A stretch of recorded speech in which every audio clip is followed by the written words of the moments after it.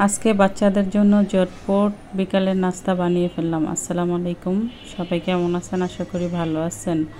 আজকে egg sandwich বানালাম।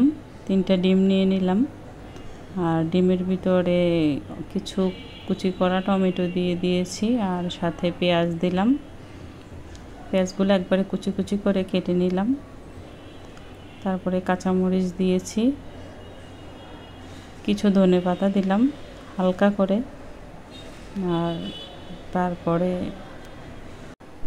একটা ম্যাগি মশলা দিয়ে দিলাম, সাথে একটু টেস্টি সল্ট দিব। টেস্টি সল্টটা দিলে একটু টেস্টি লাগে, ভালো লাগে খাবারটা।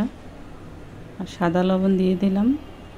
আর সব সময় কি ঝাল খেতে তত একটা ভালো লাগে না, ঝাল টক সব কিছু মিক্স করে স্যান্ডউইচটা বানালে খুবই ভালো লাগে। সাথে হালকা করে একটু চিনি দিয়ে দেব।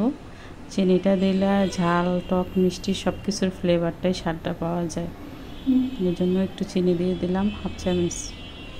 চিনিটা দিয়ে মিক্স করে নিলাম। মিক্স করে এখন স্যান্ডউইচ যে রুটিটার উপরে এগুলা অল্প অল্প করে দিয়ে দেব।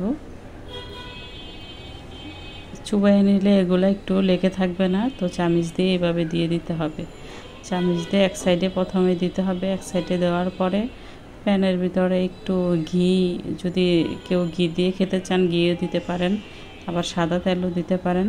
দুইটা একসাথে দিলে ফ্লেভারটাও পাওয়া যাবে, আবার তৈলের কাজটাও হবে।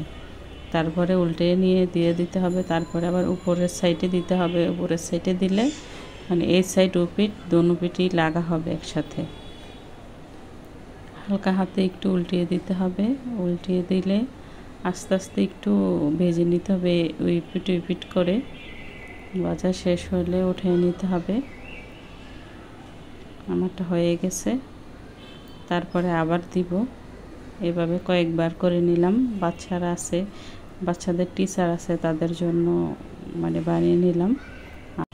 আপনারাও চাইলে আপনাদের বাচ্চাদের জন্য এভাবে ঝটপট করে স্যান্ডউইচ করে নিতে পারেন। আর যদি ভিডিওটা ভালো লাগে লাইক শেয়ার করে দিবেন। আল্লাহ হাফেজ, ভালো থাকেন।